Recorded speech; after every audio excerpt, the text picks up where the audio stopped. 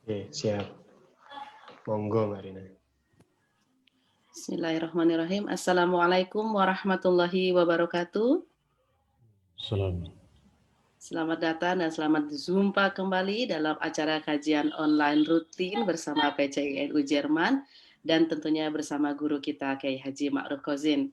Dan pada kesempatan kali ini Kiai Ma'ruf Kozin juga sudah bersama kita, sudah siap membagikan materi, dan kami ucapkan terima kasih kepada Bapak Ibu serta rekan-rekan yang sudah hadir bersama kami dari berbagai penjuru daerah dan dari penjuru negara bahkan. Kami persilahkan dengan sangat hormat kepada Pak Yai Ma'ruf untuk memulai materi. Silakan Pak.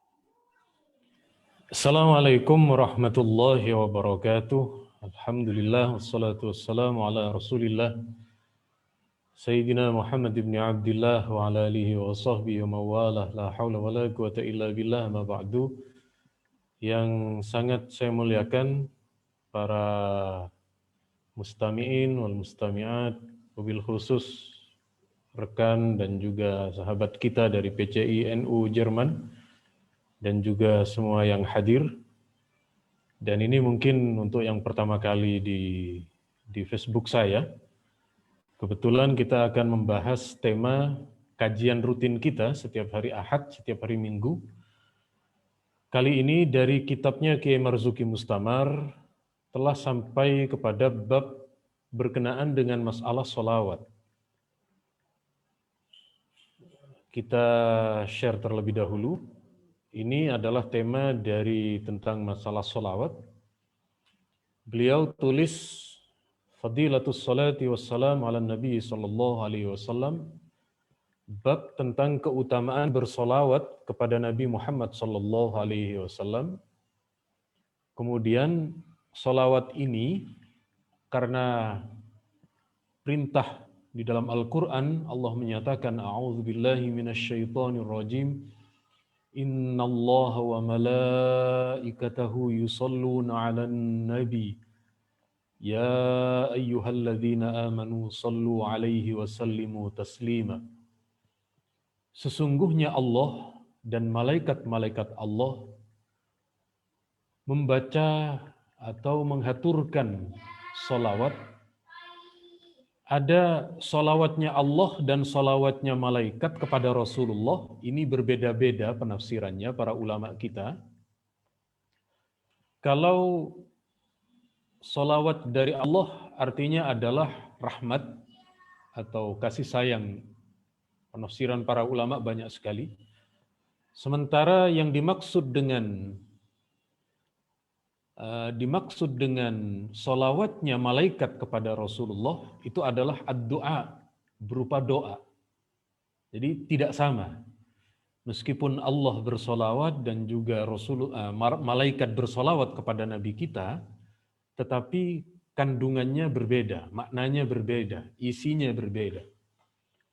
Kemudian ya ayyuhalladzina amanu, hai orang-orang yang beriman. Nah ini para habaib kita, para ulama kita sering di dalam Al-Qur'an, ya, di dalam Al-Qur'an satu-satunya bentuk ibadah yang Allah sendiri melakukan, lalu baru kemudian Allah memerintahkan kepada hamba-hambanya, cuma sholawat. Selain sholawat tidak ada.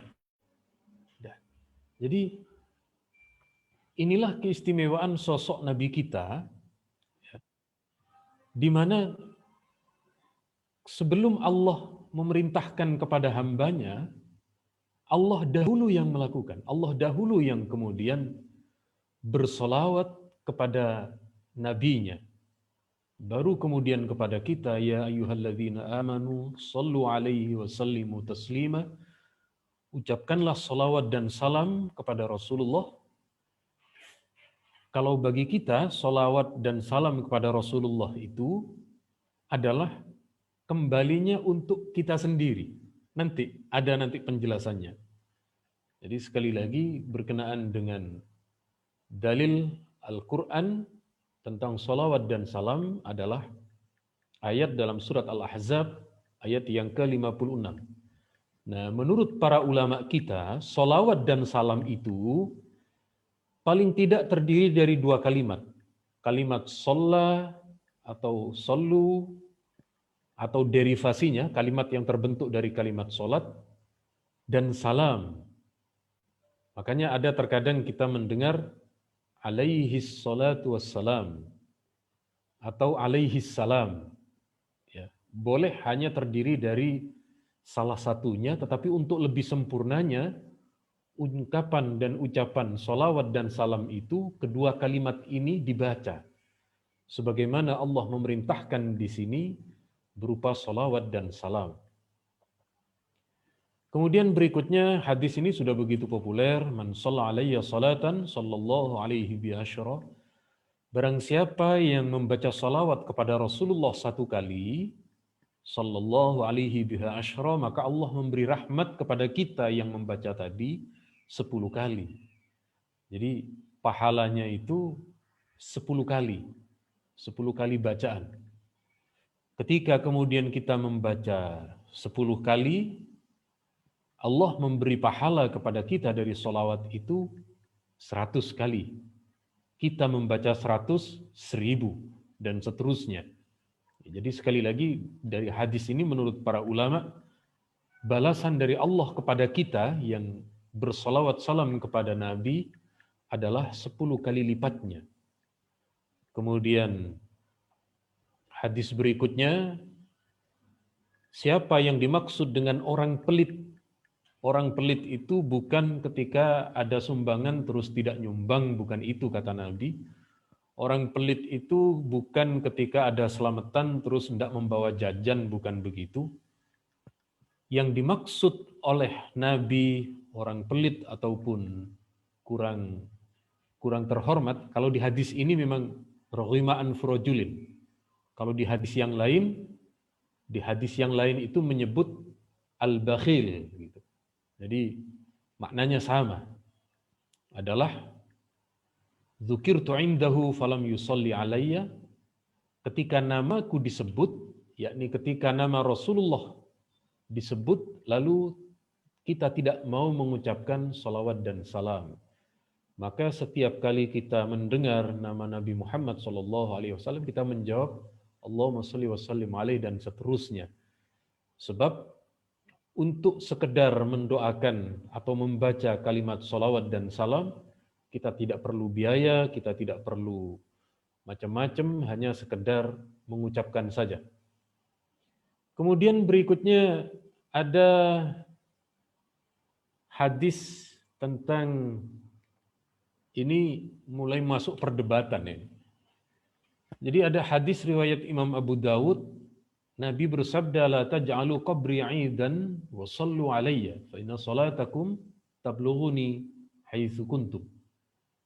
Jangan jadikan kuburku, jangan jadikan makamku di Madinah 'idan sebagai perayaan. Nah, hadis ini oleh saudara kita dari Salafi dijadikan dalil sebagai larangan kita berziarah tahunan ke makam Rasulullah. Sebab menurut mereka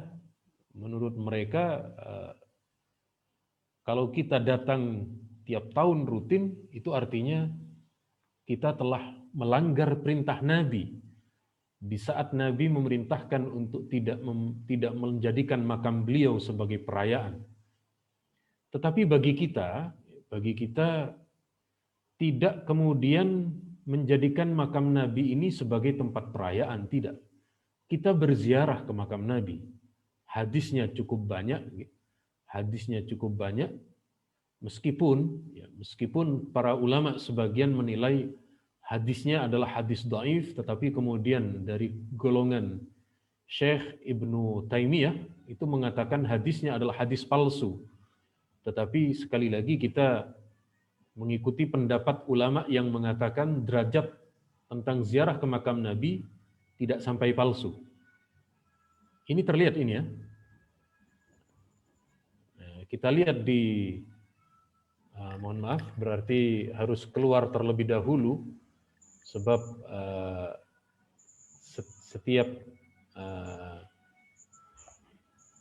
setiap bentuk atau kita mengambil PowerPoint baru, ternyata memang harus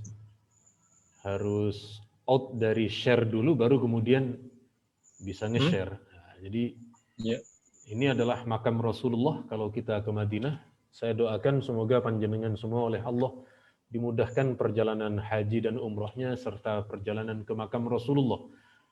Dan juga doakan semoga saya yang berangkat duluan. Amin Allahumma amin. Ini jawab aminnya ndak ikhlas ini. Ya. Ya ndak apa-apa, belum dibuka hari ini. Ya. Memang baru dibuka, tetapi melalui pengawasan yang begitu ketat. Para ulama kita hampir sudah menjadi kesepakatan, ya, bahwa berziarah ke makam Rasulullah itu adalah kesunahan. Ya, ziaratu qabrihi sallallahu alaihi wasallam sunnatun min sunanil muslimin. Berziarah ke makam Nabi itu adalah sunnah yang disepakati oleh umat Islam. Lalu terkait dengan beberapa hadis yang oleh sebagian ulama memang dituduh hadis palsu, khususnya pengikutnya Syekh Muhammad bin Abdul Wahab, Syekh bin Bas, dan lain sebagainya, maka kita cukup menjawabnya dengan perkataan Imam Az-Zahabi. Imam Az-Zahabi beliau katakan, semua jalur riwayat tentang hadis ziarah makam Rasulullah memang dhaif. Tetapi kedhaifan itu berhubung jalurnya banyak, secara akumulasi itu banyak, maka meskipun dhaif saling menguatkan. Saling menguatkan. Kemudian ditambah lagi oleh Imam Ibnu Hajar, ini ulama ahli hadis yang makamnya ada di Mesir, yang hari ini sudah banyak dikunjungi oleh para pelajar muslim dari Indonesia di Mesir sana. Kata beliau, perkataan Ibnu Taimiyah bahwa hadis ziarah makam Rasulullah itu adalah hadis palsu, tidak betul, kata beliau. Jadi sekali lagi, untuk ziarah ke makam Nabi kita kemudian bukan berarti melanggar dari hal ini, tidak. Kemudian kelanjutan dari hadis yang disampaikan oleh Kiai Marzuki ini, wasallu alayya, bersolawatlah kalian kepadaku, fa inna salatakum tablughuni haitsu kuntum. Bersolawatlah kalian kepadaku karena solawat itu akan sampai kepadaku dimanapun kalian berada. Nah, kita lihat hadisnya, memang betul. Hadis ini memang teramat banyak riwayat yang menyatakan demikian. Misalnya, Bu Rina kalau ada masalah nanti tolong dibilangin ya, disampaikan. Siap ya. Ini misalnya hadis berkenaan dengan dimanapun kita berada, sholawat itu selalu sampai kepada Nabi. Hadisnya adalah haksirus sholata alayya, perbanyaklah kalian membaca sholawat kepadaku, fa innallaha wakkala bi inda qabri malakan.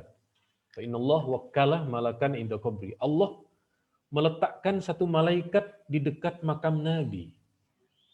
Kalau ada satu orang dari umat beliau membaca sholawat, malaikat itu berkata, qala li dzalikal malak, ya Muhammad inna fulan ibn fulan shalla alaika sa'ah. Muhammad, fulan bin fulan dari umatmu membaca sholawat kepadamu hari ini juga.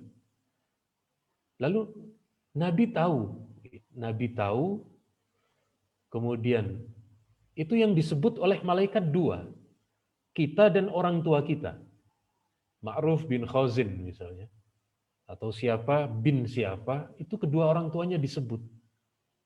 Jadi sekali lagi bagi kita, memang ketika dimanapun berada membaca sholawat kepada Nabi, sholawat kita disebut oleh malaikat di dekat makam Rasulullah SAW. Kemudian berikutnya adalah, nah ini, ma min ahadin yusallimu alayya illa raddallahu alayya ruhi hatta rudda alaihi salam. Tidak ada seorang pun yang mengucapkan salam kepadaku kecuali Allah mengembalikan ruh itu kepada Nabi Muhammad sampai Rasulullah menjawab salamnya. Kita jangan beranggapan misalnya ya, oh itu misalnya ini jasadnya Rasulullah, itu ruhnya dimasukkan untuk menjawab salam. Kalau tidak ada orang yang mengucap salam, nanti ruhnya keluar. Kalau ada salam lagi, dimasukkan lagi. Bukan begitu. Kenapa? Di dunia ini, tidak ada orang yang lepas dari ucapan salam kepada Rasulullah. Buktinya apa? Buktinya setiap kita sholat umatnya yang melakukan sholat itu ada bacaan Assalamu alayka ayyuhan nabiyyu wa rahmatullahi wa barakatuh. Dan itu yang mengucapkan ribuan, ratusan ribu, bahkan jutaan. Dan itu tidak dalam satu waktu. Tetapi misalnya di wilayah Jerman, Maghrib, jam sekian, di wilayah Denmark, Belanda, jam sekian, di wilayah Asia mulai jam sekian, terus. Belum lagi kalau di Indonesia ini kalau jam normal tidak ada PSBB, sebab PSBB itu ada singkatannya, PSBB itu PSBB ya, PSBB, pemasukan sedikit beban banyak, itu ada yang mengatakan seperti itu. Ada lagi PSBB, ini kata orang-orang yang jomblo, PSBB itu singkatan dari pernah sayang berjodoh belum, ya. Jadi cuma WA-WA-an saja, belum ada jodoh. Mohon maaf, ini hanya bercanda. Kalau di negeri kita di Indonesia ini, hampir tiap malam, baik itu majelis salawatnya Habib Syekh, majelis salawatnya Habib Muhammad bin Husin kemarin, yang sayangnya saya tidak bisa mengikuti karena sakit saat itu hampir tiap malam membaca salawat itu. Belum lagi yang di kampung-kampung, yang di surau-surau, yang di langgar-langgar. Belum lagi sebelum subuh. As-salatu wassalamu alaika ya Rasulullah. As-salat. Begitu banyak, begitu teramat banyak orang yang mengucapkan salawat dan salam kepada Nabi kita. Jadi hadis ma min ahadin ini oleh para ulama dijadikan dalil hadis yang paling sahih berkenaan dengan ziarah ke makam Nabi. Makanya kalau panjenengan nanti suatu saat, dan ini sudah pernah saya terangkan, tetapi tidak ada masalah bagi kita akan menambah amunisi pengetahuan kita. Jadi saat kita berada pas di depan orang, di depan makam ini lurus dengan makamnya Rasulullah. Jadi hunalika assalamu ala Rasulillah. Tepat berada di bawah gambar Rasulullah ini, ucapkan salam kepada Nabi, lalu bergeser ke kanan, huna assalamu ala Abi Bakrin, ucapkan salam di sini kepada Abu Bakar, kemudian di sini mengucapkan salam kepada sahabat Umar. Jadi sekali lagi itu yang berkenaan dengan bacaan salawat dan salam di mana Rasulullah mengetahui dan Nabi menjawab terhadap kita. Kemudian hadis berikutnya sama seperti yang tadi kita sebutkan, al-bakhil man dzukirtu indahu falam yusalli alayya. Tidak saya ulang kalau sama. Berikutnya adalah anjuran memperbanyak salawat di hari Jumat. Jadi ada hadis riwayat Imam At-Tirmidzi bahwa Rasulullah sallallahu alaihi wasallam bersabda, aulan nas bi yaumal qiyamah aktsaruhum alayya shalah. Mereka yang paling banyak salawatnya kepadaku adalah orang yang paling berhak. Nah, paling berhak itu apa maksudnya? Slide?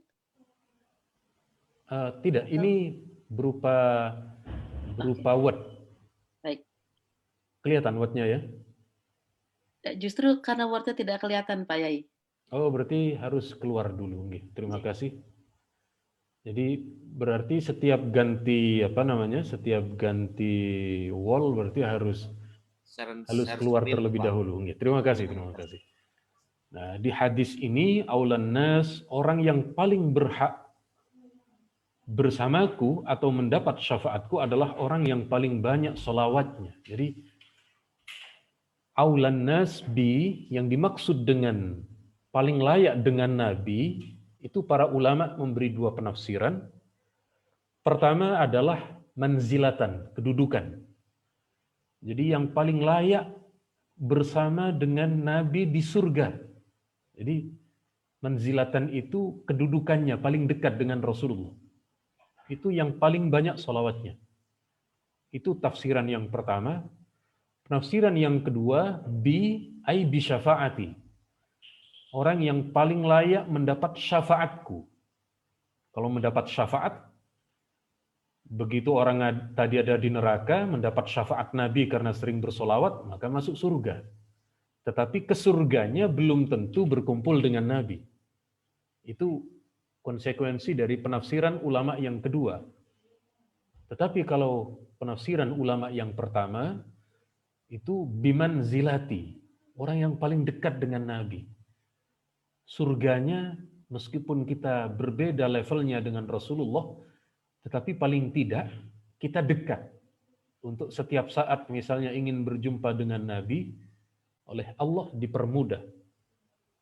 Kemudian kapan kita dianjurkan membaca sholawat itu untuk sebanyak-banyaknya? Anjurannya adalah hari Jumat. Ini hadisnya panjang. Jadi hari yang paling baik di antara 7 hari itu adalah hari Jumat. Maka perbanyaklah kalian semua membaca sholawat kepadaku di hari Jumat, karena sholawat kalian oleh Allah dihaturkan kepadaku. Tadi hadisnya sudah. Kemudian berikutnya, berapa jumlahnya? Nah ini. Berapa jumlah yang dibaca oleh sahabat?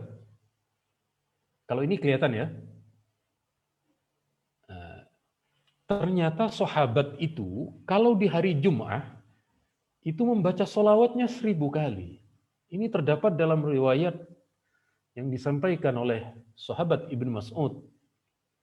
Ibnu Mas'ud ini berkata, tadi Ibnu Mas'ud yang meriwayatkan orang yang paling berhak bersama dengan Nabi itu, ya juga Ibnu Mas'ud. Makanya beliau berkata kepada Zaid bin Wahab, kalau kamu di hari Jumat, jangan kau tinggalkan membaca sholawat 1000 kali. Coba.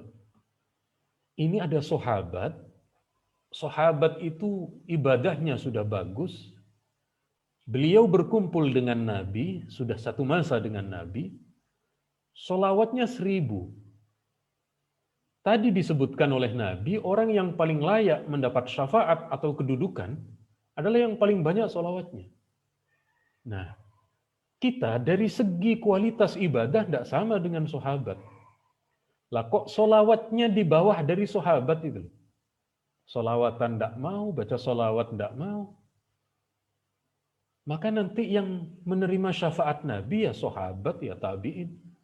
Maka sekali lagi, setidaknya bagi kita, sholawat itu kemudian kita baca, ya paling tidak kita nyicil setiap lepas sholat, atau ketika di mobil, mendengarkan lantunan sholawat agar kita juga tanpa sadar mulut kita juga bersolawat, tiba-tiba menunjukkan sudah banyak ucapan sholawat kita, sebab sekali lagi, sahabat ternyata sholawatnya 1000. Nah, pun. Kemudian berikutnya, ini yang tadi kita share di Facebook, yakni bagaimana sholawat kalau bukan dari Rasulullah. Ternyata ada muridnya Ibnu Taimiyah bernama Imam Ibnul Qayyim. Beliau ini dalam kitabnya Jala'ul Afham mencantumkan beberapa riwayat dari sahabat, dari tabi'in tentang bacaan sholawat. Di antaranya adalah sholawat Ibnu Mas'ud. Allahumma ja'al salawatika wa rahmataka wa barakatika ala sayyidil mursalin. Jadi kalau kita hari ini membaca sholawat untuk Rasulullah pakai sayyidina, dalilnya ya Ibnu Mas'ud ini. Ibnu Mas'ud baca sayyidina kok. Kalau kita yang hari ini membaca sholawat sayyidina dibid'ahkan, ya bid'ahkan juga Ibnu Mas'ud. Jangan cuma kita. Sholawatnya panjang beliau. Kemudian berikutnya Ibnu Abbas, ini doa beliau berkenaan dengan kedudukan Rasulullah. Kemudian lagi ada seorang tabi'in, para ulama salaf kita, Imam Alqamah An-Nakhai, beliau juga membaca sholawatnya, beliau rangkai sendiri. Ya. Jadi sekali lagi beliau merangkai sendiri, sallallahu wa malaikatuhu ala Muhammad. Assalamu alayka ayuhan nabi wa rahmatullahi wabarakatuh. Ternyata sholawat itu redaksinya tidak harus dari Nabi. Sebab kalau redaksi sholawat itu harus dari Nabi, tidak mungkin sahabat mengajarkan, tidak mungkin tabi'in mengamalkan dengan merangkai sendiri, dengan menyusun sendiri. Imam kita juga, Imam Muhammad bin Idris bin Syafi'i, beliau merangkai sendiri bacaan sholawat itu. Bagaimana di sini beliau katakan sallallahu ala Muhammad adada ma dzakarahu dzakirun wa adada ma ghafala an dzikrihil ghafilun, dan seterusnya. Bahkan kita temukan satu sholawat redaksi dari Sayyidina Ali yang begitu panjang. Allahumma dahiyal madhawat. Panjang ini beliau, sholawatnya ini. Dan sekali lagi ternyata, kalau bacaan rangkaian sholawat itu bukan dari Rasulullah, tidak ada masalah. Nah, sekarang yang sering dipermasalahkan itu adalah ketika sholawatnya berupa syair. Ya. Sholawatnya berupa lantunan syair. Artinya sholawat itu bukan kalimat nasar, tetapi kalimat nazom, kalimat berupa kalimat nazom. Kita lihat terlebih dahulu, sebentar,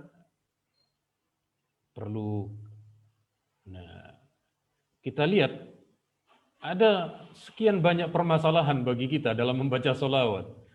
Ada yang sholawatan kita ini disertai dengan rebana, alat musik. Ada lagi yang kemudian ya macam-macam orang. Maka kita lihat terlebih dahulu, kalau itu berupa terbangan tidak ada masalah. Ya. Sebab dulu di zaman Nabi sudah sering mendengar beberapa sahabat perempuan menabuh terbang.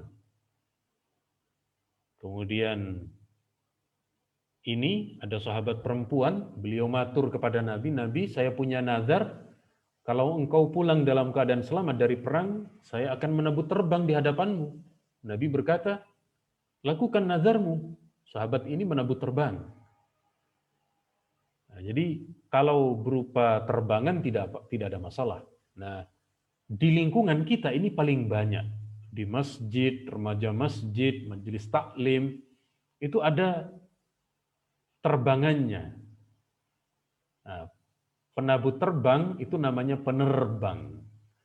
Nah, penerbang yang belum bisa terbang ya kawan-kawan kita yang masih melantunkan itu. Lalu bagaimana kalau hari ini kita sering mengucapkan sholawat salam itu dalam bentuk syair? Ya Nabi salam alaika, ya Rasul salam alaika. Kalau saya membaca salawat ini teringat dulu setelah akad nikah ya. Cuma itu terjadi sekitar ya sudah lama sekali. Kemudian ada sekian banyak yang berupa salawat.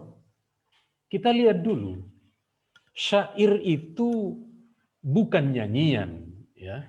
Jangan samakan dengan nyanyi lagu-lagu dangdut ataupun orkes zaman sekarang. Enggak. Nabi juga bersyair. Ini syair Nabi dalam riwayat Bukhari.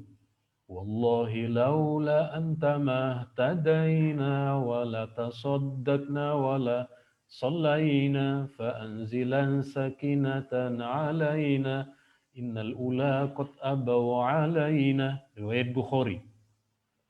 Nabi mengeraskan suara dalam bersyair itu.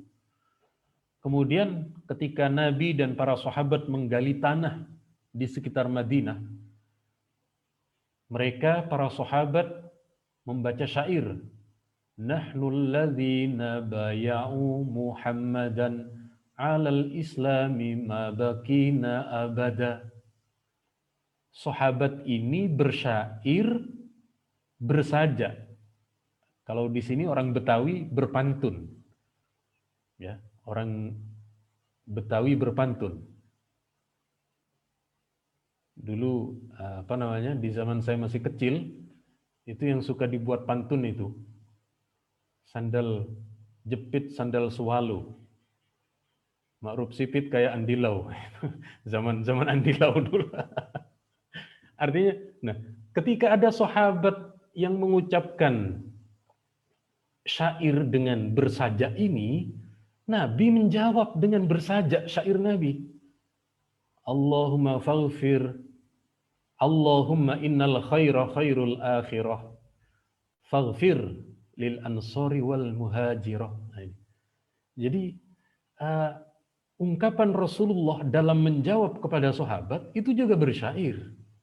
Berarti syair menggunakan sajak, menggunakan ritme tertentu dalam bahasa sekarang, menggunakan nada tertentu, tidak ada masalah. Nabi menjawab. Nabi juga melantunkan itu. Maka kalau bersyair itu tidak ada masalah, lalu solawat juga diperbolehkan, maka ketika untayan kalimat solawat dimasukkan ke dalam syair, tidak ada yang salah. Sama-sama boleh. Ya, sama-sama boleh. Lalu tadi terbangannya boleh. Juga tidak masalah kalau digabung.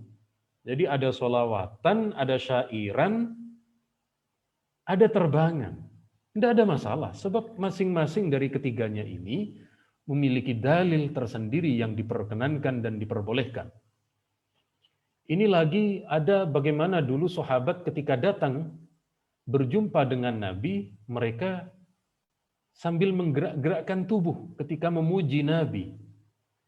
Jadi di dalam hadis riwayat Imam Ahmad ini ada sekelompok sahabat dari negeri Habasyah, dari negeri Ethiopia. Mereka ini menari-nari di depan Rasulullah. Muhammadun abdun salih. Lalu kemudian Nabi tidak mempermasalahkan dan Nabi tidak menegurnya. Kemudian ini Nabi disambut oleh perempuan-perempuan Madinah dengan bacaan syair dan juga terbangan tadi. Kata sahabat ini yang diriwayatkan oleh Imam Ibnu Majah, nahnu jawarin min banin najjari ya habbaza Muhammadun min jari.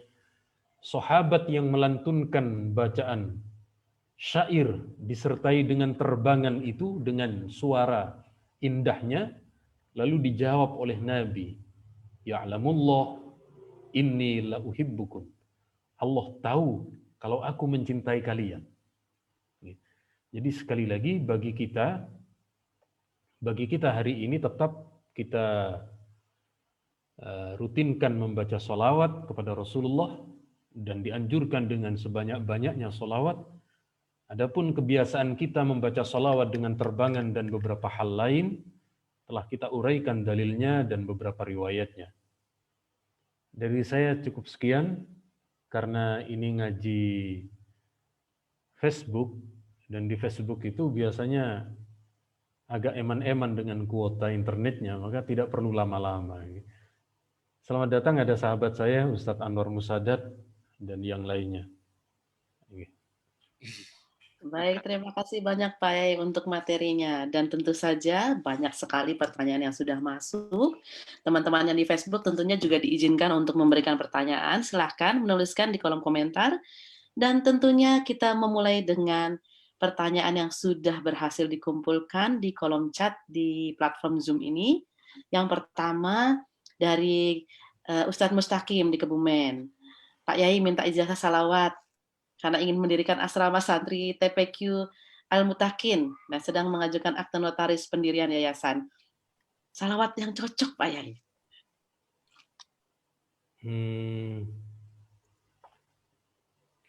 Jadi berkenaan dengan masalah solawat, dan ini karena beliau menanyakan atau juga untuk kemudahan beberapa hal yang diperlukan, maka apa yang kemudian sholawat yang hendak akan dibaca, kita lihat terlebih dahulu ada satu hadis riwayat Imam At-Tabrani. Jadi caranya begini. Caranya adalah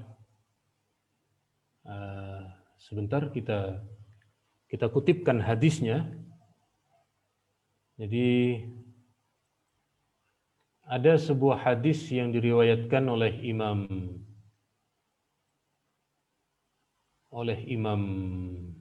Tabrani, oleh Imam Tabrani. Ada sahabat matur kepada Nabi, kenapa Nabi, ara'aita in ja'altu salati kullaha alaik. Nabi, bagaimana Nabi kalau doa saya itu isinya solawat semua. Isinya solawat semua. Nabi menjawab ini, idzan yakfikallah tabaraka wa ta'ala ma hammaka min dunyaka wa akhiratik. Allah akan mencukupi apa yang menjadi keresahanmu dari urusan dunia maupun akhirat.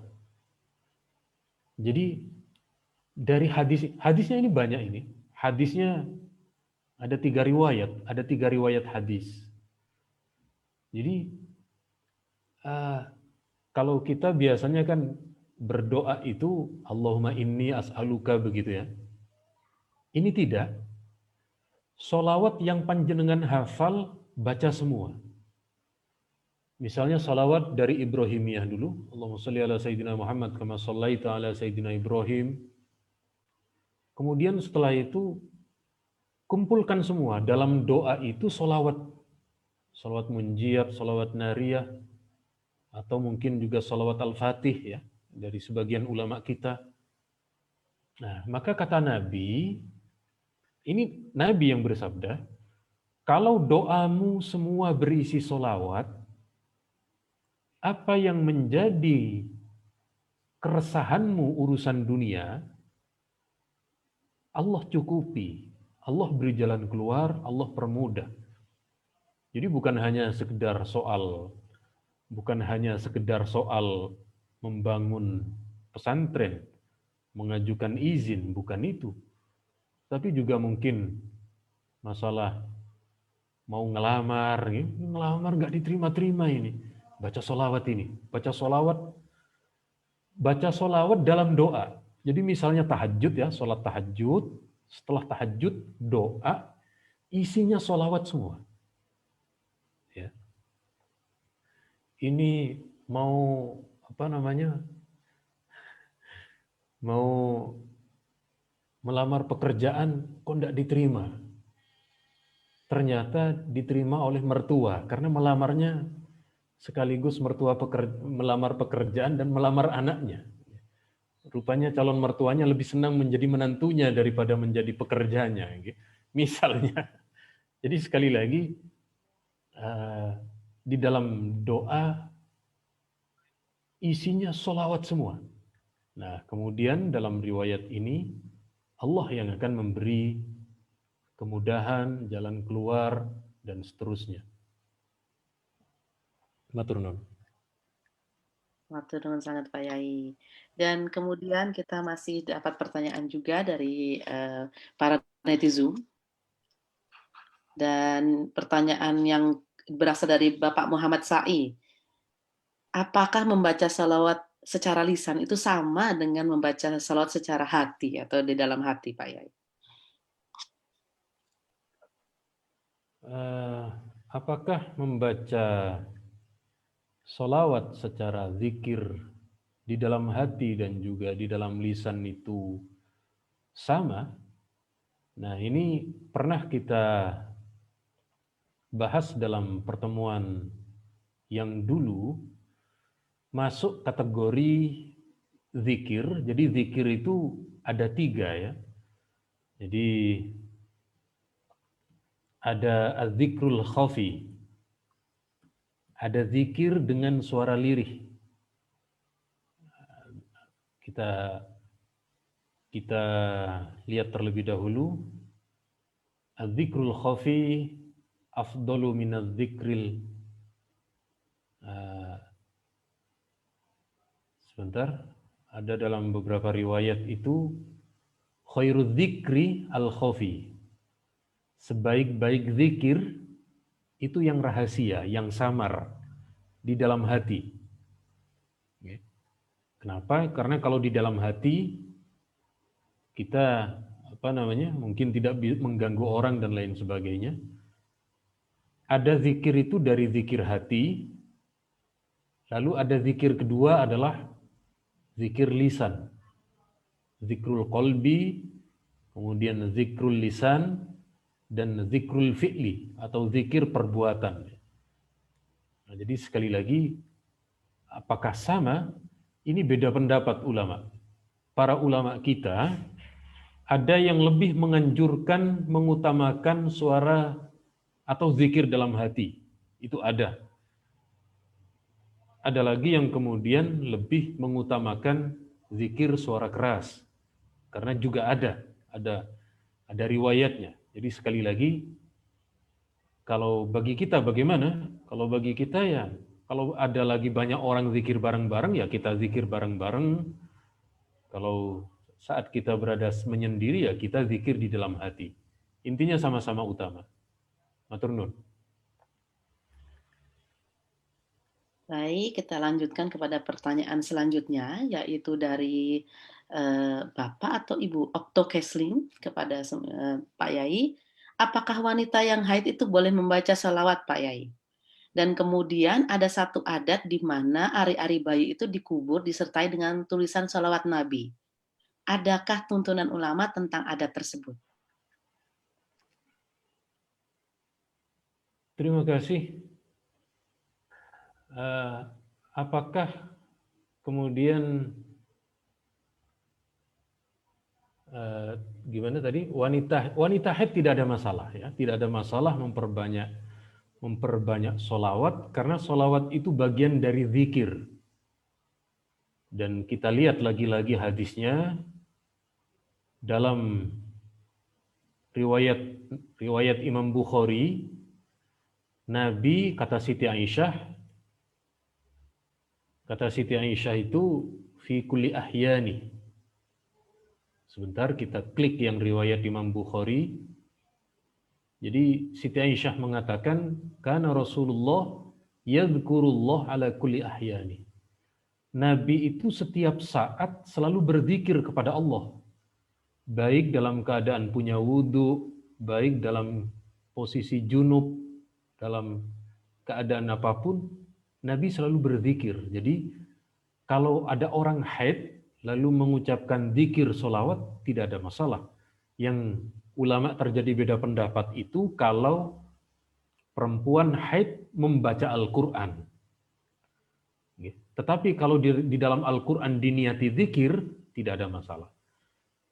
Kemudian berikutnya adalah tentang adat ari-ari yang dikuburkan dengan tulisan sholawat Nabi. Apakah memang ulama sudah memberikan tuntunan terkait dengan hal ini? Iya, betul. Nabi hanya memberi tuntunan kepada kita, ada lima benda dari tubuh manusia yang dikubur. Kuku. Kalau kita motong kuku, itu dianjurkan dikubur. Nggak harus dikubur ke makam, enggak ya. Maksudnya tanah itu ya ditutupi. Anda potong rambut. Setelah potong rambut, itu dianjurkan dipendam di tanah. Tetapi kita kan enggak. Kita rambut itu ya terserah tukang potong, mau disulam, mau diapain, kita enggak mau tahu. Lalu yang ketiga, ari-ari. Termasuk ari-ari itu adalah yang dianjurkan untuk dipendam. Apakah ada tentunya dengan sholawat? Sejauh ini saya belum tahu. jangankan pakai solawat ya, di lingkungan kita kadang diberi lampu, nah ini kalau ketemu oleh saudara kita yang lain itu dianggap khurafat, itu dianggap takhayul, dianggap apa ya, semacam tidak ada tuntunan dan lain sebagainya. Tetapi kalau apakah boleh lalu kemudian ditulisi solawat lalu dipendam? Sebaiknya jangan, ya. Sebab kalimat solawat itu termasuk kalimat lafaz Allah yang kemudian diletakkan di dalam tanah. Jadi jangan meletakkan kalimat thayyibah bersama dengan benda najis. Faktornya itu. Ya, jadi kita tidak boleh menulis kalimat-kalimat thayyibah yang kalau kemudian dikumpulkan dengan benda-benda najis. Ya, matur nuwun. Dan kita beranjak dulu ke pertanyaan dari teman-teman di Facebook. Dan sudah ada beberapa yang terkait dengan tema kita. Salah satunya dari ID Alaik Al-Muzakihuri. Pertanyaannya adalah, kitab apakah yang berkaitan dengan doa yang isinya sholawat semua, Pak Yai? Sepertinya beliau ingin membacanya ini. Adakah kitab yang memang isinya doa, tapi berupa sholawat semua? Ada, betul. Saya lupa nama kitabnya, tetapi karya Syekh Yusuf An-Nabhani. Saya lupa nama kitabnya itu. Nanti ya, ini nanti saya jawab di Facebook, saya tulis ya.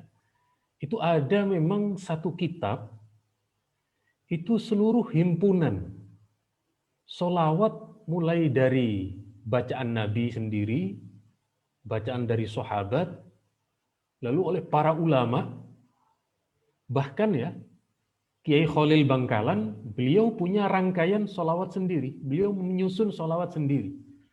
Dan itu ada bukunya, ada kitabnya. Tapi saya lupa nama kitabnya. Kalau pengarangnya bernama Syekh Yusuf An-Nabhani. Nanti insya Allah saya jawab. Terima kasih.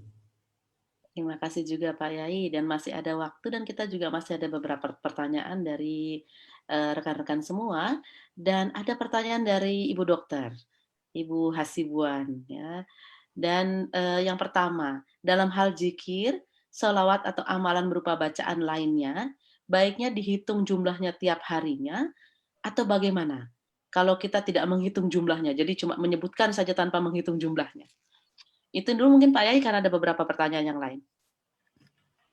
Terkait dengan masalah jumlah, karena kalau memang untuk mendapati fadilah, kan ada ya, kalimat dzikir itu ada dengan fadilah angka tertentu. Misalnya selesai sholat, membaca subhanallah 33, membaca alhamdulillah 33. Kalau itu dianjurkan menghitung supaya zikir kita mencapai angka itu.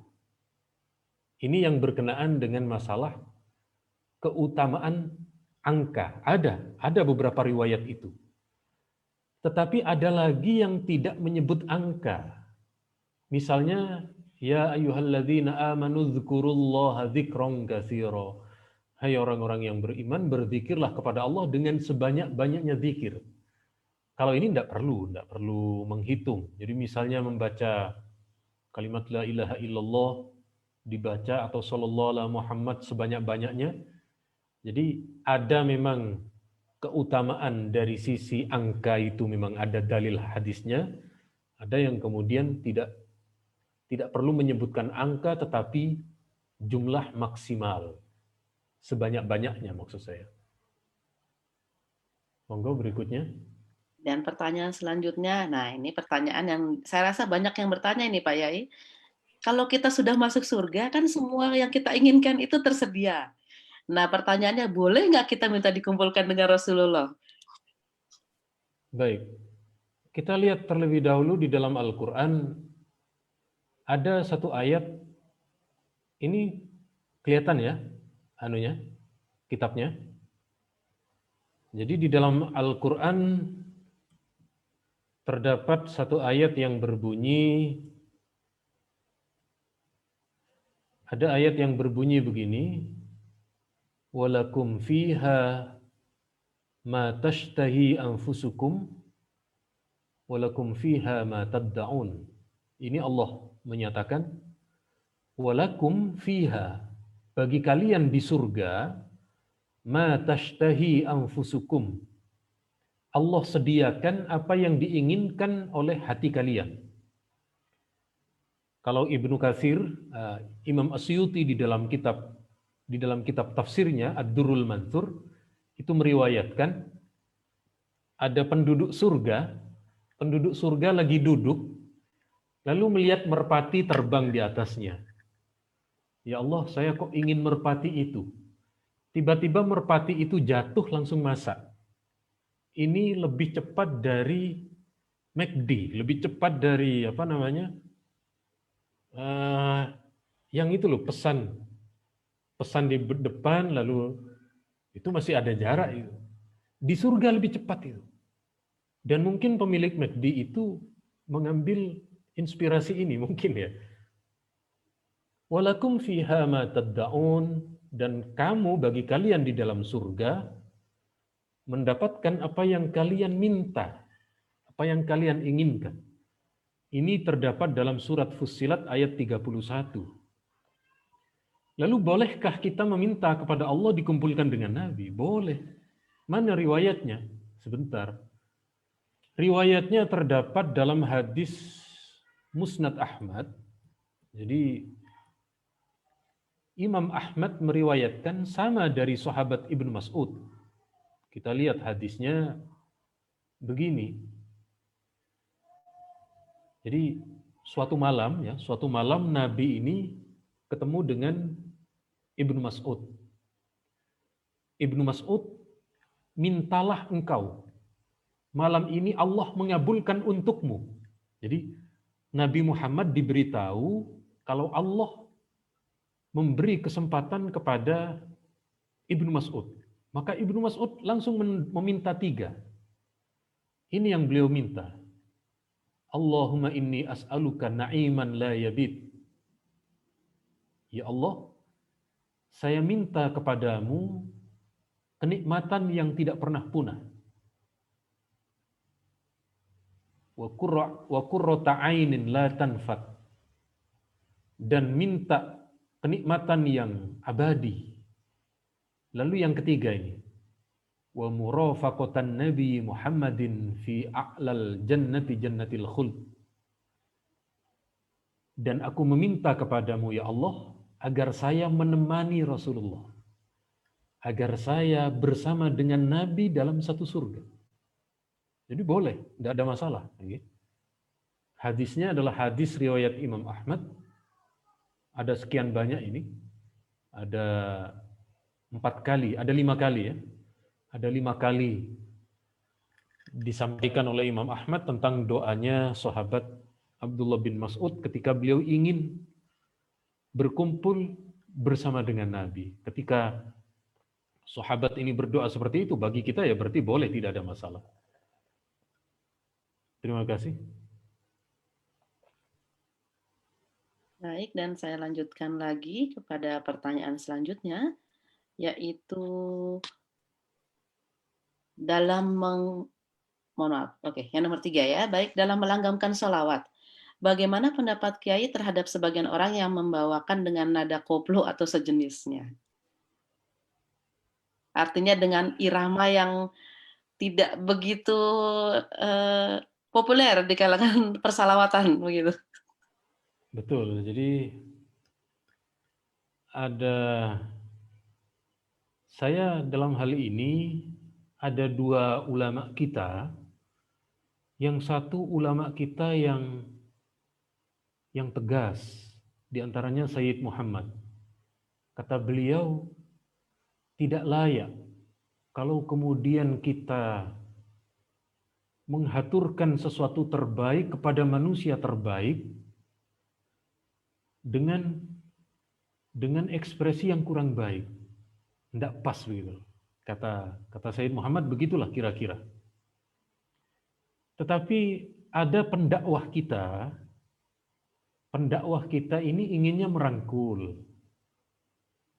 Kata beliau-beliau ini, nah mereka selama ini senangnya memang dengan cara itu, dan dengan cara itu mereka mau bersolawat. Kalau enggak mereka semakin jauh dari solawat.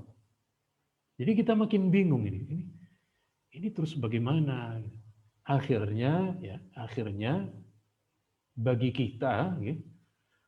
kita mungkin para ustadz semacam, ya sebut sajalah Gus Miftah. Gus Miftah itu kan memang terjun ke tempat-tempat seperti itu dan berhasil mengajak orang-orang yang tempatnya itu di dunia malam, dibiarkan dulu solawatnya sesukanya, tapi lama-lama kemudian menjadi baik. Kita apresiasi itu. Saya belum bisa melakukan seperti beliau. Tetapi bagi kita karena ini kita hendak menyampaikan kepada manusia yang terbaik, maka yang kita haturkan pun juga yang terbaik. Jadi kalau istilahnya orang Jerman itu perfeksionis gitulah, ya, yang segalanya yang perfect, yang sempurna. Dan ini kayaknya ada kaitan dengan pertanyaan di bawahnya ini. Iya betul sekali Pak Yai, baru akan dikaitkan dengan hal tersebut memang. Bagaimana kalau sekarang musiknya mungkin tidak masalah, tetapi instrumennya Pak Yai, tidak terbang, bukan rebana, tapi gitar. Ini Ustadz Anwar ini sahabat saya, dan jangan-jangan yang gitaran ini Ustadz Anwar. Enggak Ustadz, bercanda Ustadz. Jadi begini, kita lihat ya, ada satu pendapat dari, ini sudah dibahas oleh para kiai kita di Bahthul Masail. Jadi saat itu membahas organ ya. Organ itu kan alat tunggal, tapi semua ada. Bisa suara seruling, bisa suara gitar, bisa suara bass. Akhirnya gara-gara organ ini, alat musik yang lain tidak kepake. All in one ini. Ya. Jadi beliau saat itu, kami di Bahthul Masail saat itu membahas begini. Kalau ada dua, misalnya ya, ulama kita membolehkan nyanyian. Ya. Bersenandung itu boleh. Bersenandung itu boleh, menyanyi itu boleh. Lalu bagaimana kalau disertai dengan alat yang haram? Maka menurut ulama kita, likullin hukmu. Masing-masing ada hukumnya. Musiknya tetap boleh, musik larangan, alatnya tetap terlarang. Jadi masing-masing tetap ada bagiannya. Nah, demikian halnya dalam bersolawat, kata kiai kita. Solawatnya tetap dapat pahala. Kalau alat musiknya itu alat musik terlarang, ya tetap. Jadi ibarat ada dua orang punya rekening pahalanya tetap dapat, rekening dosanya juga. Andaikan loh ya, andaikan kalau kemudian, lalu sekarang apakah gitar itu haram? Nah, jadi begini, ini malah panjang ini ya, tapi enggak apa-apa. Soal alat musik itu para ulama merinci. Ada yang haram itu dari segi teks sabda Nabi. Jadi ada beberapa alat musik yang diharamkan oleh Nabi. Alat musik tiup, alat musik petik, itu ada yang disebutkan dalam hadis. Ada lagi para ulama kita yang melihat bukan dari sisi teks hadisnya, tetapi dilihat dari sisi alasannya. Kenapa? Karena dulu alat musik tiup itu identik dengan pemabuk. Alat musik petik itu identik dengan orang-orang yang berbuat kerusakan, keonaran. Nah, buktinya apa? Hari ini ya, kalau kita lihat gambus Arab, kalau kita lihat bagaimana ulama-ulama kita di Mesir melihat ada Kan itu juga alat petik itu. Apa namanya yang besar itu kan sama-sama alat petik. Oh, berarti kalau melihat dari sisi itu, ulama kita ini melihat adalah faktor alasannya. Hari ini alat musik petik itu tidak identik dengan pemabuk, tidak identik dengan orang yang berbuat onar. Pemabuk, pembuat onar sekarang musiknya sudah lebih anu lagi, apa namanya? Sudah mengalami revolusi lagi musiknya. Yang dulu dilakukan oleh pemabuk itu sudah di mana-mana, sudah ditinggalkan oleh mereka.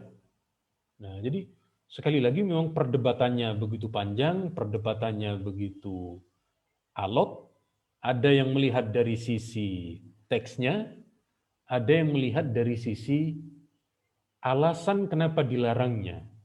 Dan ketika melihat karena faktor alasan itu, musik gitar, kecapi, dan lain sebagainya, biola, asalkan jangan yang lainnya, ini boleh-boleh saja menurut sebagian ulama yang melihat dari sisi alasannya. Kalau saya belum menggunakan gitar karena tidak bisa. Ya, bisanya cuma genjreng-genjreng kayak pengamen begitu saja. Terima kasih, ngapunten. Karena mungkin sudah waktunya ini, Bu. Betul.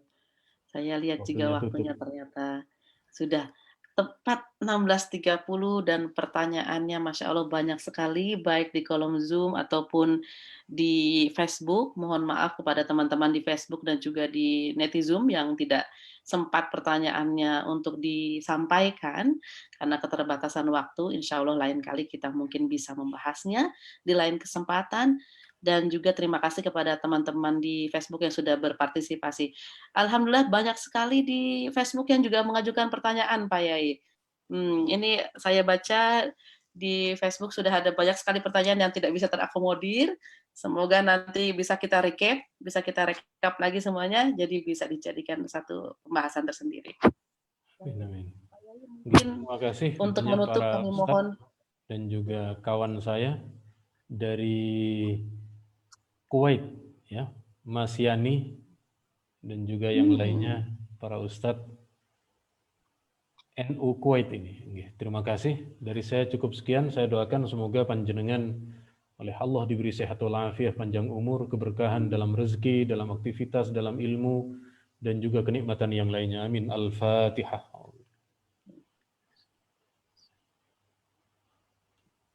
Terima kasih sekali lagi. Mohon maaf yang tak terhingga. Wassalamualaikum warahmatullahi wabarakatuh. Waalaikumsalam warahmatullahi wabarakatuh. Terima kasih banyak kepada Pak Yai Ma'ruf Kozin untuk ilmunya, nasihatnya, energinya, semua yang telah dicurahkan kepada kita semua. Terima kasih kepada rekan-rekan, Bapak Ibu yang terhormat dimanapun berada, baik melalui platform Zoom ataupun Facebook yang sudah bergabung bersama kami dan belajar bersama kami. Insya Allah, jika Allah mengizinkan kita berjumpa lagi minggu depan, masih dalam platform yang sama dan channel yang sama, juga di jam yang sama insya Allah, bersama kajian online rutin, pengajian PCI NU Jerman bersama Kiai Haji Ma'ruf Kozin. Baiklah, dari saya mohon maaf yang sebesar-besarnya atas segala kekurangan dan kehilafan. Kita jumpa lagi insya Allah minggu depan. Mohon maaf lahir dan batin.